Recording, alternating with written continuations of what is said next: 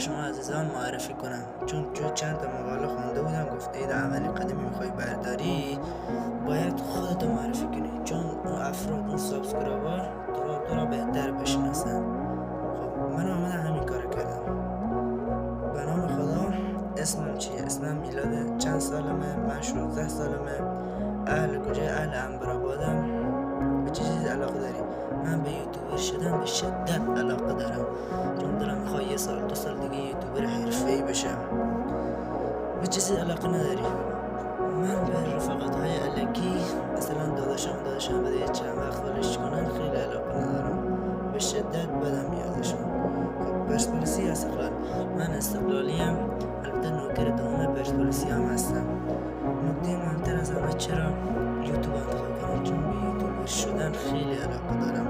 دلیل اینکه چه چیزی من از سمت یوتیوب کشید تلگرامم. چند وقت پیش عضو یک کانال شدم، کانال دوره یوتیوب میفروخت. جای من دوره رو خریدم ازش رو، بعد کانال یوتیوب زدم و برای قدم اول گفتم اول کاری بکنم بیام خودم به شما عزیزان معرفی کنم که بهتر منو بشناسید. تا اینجا همراه بودین. برای اینکه یه خانواده خوب کنار هم باشیم لطفاً اسمتو برام کامنت کن، تو قسمت نظرات اسمتو برام کامنت کن.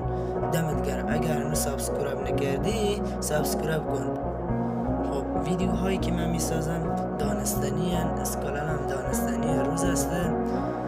ویدیوهایی که خودم میسازم کاملا خامن خودم درستشو میکنم، نه فکر کنی مثلا میرم از توی اینستاگرام و روبیکو و جاهای دیگه کپی میکنم، نه، کارش من خودم تنهایی انجام میدم که در اختیار شما عزیزان قرار بدم.